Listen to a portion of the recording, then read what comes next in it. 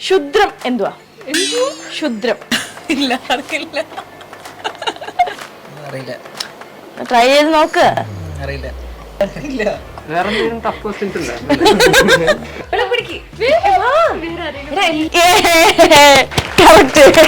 ഞാൻ ഇന്ന് കുറച്ച് കടികട്ടി വാക്കിന്റെ അർത്ഥവും തപ്പിയാണ് ഇറങ്ങിയിരിക്കുന്നത്.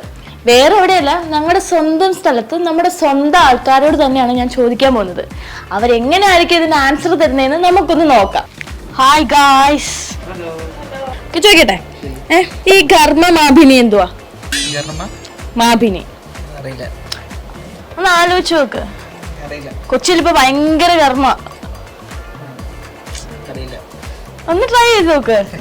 എന്താ ഈ കർമ്മമാഭിനി? ചൂടടക്കാൻ ഉപയോഗിക്കുന്നത്. ഈ ഗർമ്മ എന്ന് വെച്ച് കഴിഞ്ഞാൽ എന്താ? ചൂട്. മാഭിനി അളക്കുന്ന സാധനം, തെർമോമീറ്റർ.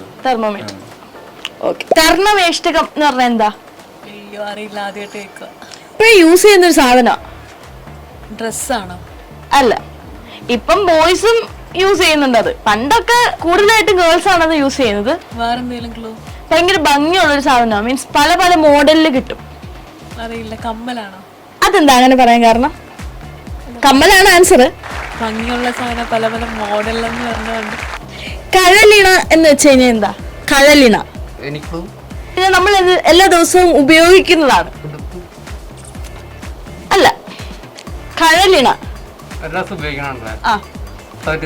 ശരീരത്തിന്റെ ഭാഗമാണ്, നമ്മൾ എന്നും ഉപയോഗിക്കുന്നതാണ്. കടലിണ ഇല്ലാതെ നമുക്കൊന്നും ചെയ്യാൻ പറ്റില്ല. മീൻസ് നടക്കാൻ പറ്റില്ല. കാല് കാൽപാദത്തിനാണ് കഴൽ എന്ന് പറയുന്നത്. കഴലിണ എന്ന് വെച്ച് കഴിഞ്ഞാൽ രണ്ട് കാലുകൾ. മനസ്സിലായി? പേർ. ഓക്കെ. ശുദ്രം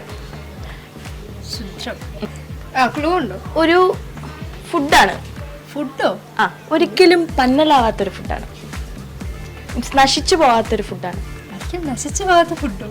അങ്ങനത്തെ ഫുഡൊക്കെ ഉണ്ട്. ആ, നല്ല മധുരമൊക്കെ ഉണ്ട് അതിന്. മധുരം? മിറാക്കിൾ ഫ്രൂട്ടിന് മാത്രമേ മധുരമുള്ളൂ. അല്ല, ചോദിച്ചത്. ഈ ഫുഡ് ഒരു ജീവിയാണ് കളക്ട് ചെയ്യുന്നത്. പൂക്കളിൽ നിന്നൊക്കെയാണ് അത് കളക്ട് ചെയ്യുന്നത്. തേന, ഹണി. ആ, ശുദ്രം എന്ന് വെച്ച് കഴിഞ്ഞാൽ തേനെന്നാണ്. ക്ഷുദ്രജീവിയാണ് ഹണീബി. മധുരമുള്ളത് എന്താണ്? ഡംബ്. ഡംബോ? നമ്മളൊക്കെ പറയത്തില്ലേ, അവക്ക് ഭയങ്കര ഡംബാണ്. അത് തന്നെ മിടുക്കി. ചക്ഷുശ്രവണൻ എന്താ? നന്നായി കേൾവിയുള്ളവൻ. ചക്ഷുശ്രവണൻ അതൊരു ആണ്, കേൾക്കാൻ കഴിവുള്ളവൻ. എന്നാൽ അതൊരു ജീവിയാണ്. പാമ്പ? അതെ, പാമ്പ് ആണോ? എന്തുകൊണ്ടാ പാമ്പാന്ന് പറയാൻ തോന്നിയത്? അതെന്താ വെച്ചാൽ മറ്റേ പാമ്പിന്റെ നന്നായി കേൾക്കാൻ കഴിവുണ്ടെന്ന് കേട്ടിട്ടുണ്ട്. ഓക്കെ. നമ്മളെ മറ്റേ പാമ്പാട്ടികളൊക്കെ മറ്റേ ഇതാക്കുമ്പോ പെട്ടെന്ന് വരുന്നു എന്നൊക്കെ പറയുന്നത് അതുകൊണ്ടാണല്ലോ. അതുകൊണ്ടായിരിക്കും തോന്നുന്നു. പാമ്പിനെ എന്തുകൊണ്ടാണ് ചക്ഷുശ്രവണൻ എന്ന് വിളിക്കുന്നതെന്ന് അറിയാമോ? ചക്ഷു എന്ന് വെച്ച് കഴിഞ്ഞാൽ കണ്ണ്, ശ്രവിക്കുക എന്ന് വെച്ച് കഴിഞ്ഞാൽ കേൾവി.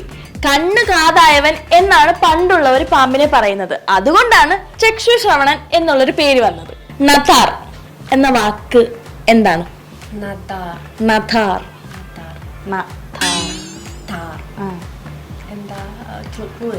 ക്ലൂ ഒരു ഫ്ലവർ ആണ്.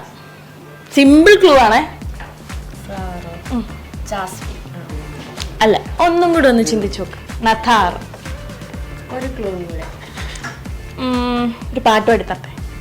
വാഴും ദേവിയല്ലോ നീ. താമര. ഈ നഥാർ എന്നുള്ളത് നല്ല പുഷ്പം, നല്ല പൂവ് എന്നുള്ള രീതിയിലാണ്. താമര കാണാൻ നല്ല ഭംഗിയല്ലേ, അതുകൊണ്ടാണ് അതിന് നഥാർ എന്ന് വിളിക്കുന്നത്. മനസ്സിലായില്ലേ? കേട്ട് മറന്നതും കേൾക്കാത്തതുമായിട്ടുള്ള കുറെ വാക്കുകൾ ഇങ്ങനെ ആൾക്കാരുടെ അടുത്ത് ചോദിച്ച് അവരെ കുഴപ്പിക്കുന്നത് ഒരു രസമായിട്ടുള്ള പരിപാടിയാണല്ലേ. നിങ്ങളിപ്പോൾ ഇതിൻ്റെയൊക്കെ അർത്ഥം പഠിച്ചില്ലേ? ഇതുപോലുള്ള കടുകട്ടിയായിട്ടുള്ള വേറെ കുറച്ച് വാക്കുകളൊക്കെ ആയിട്ട് ഞാൻ ഇനിയും വരും. അപ്പോൾ ബൈ ബൈ.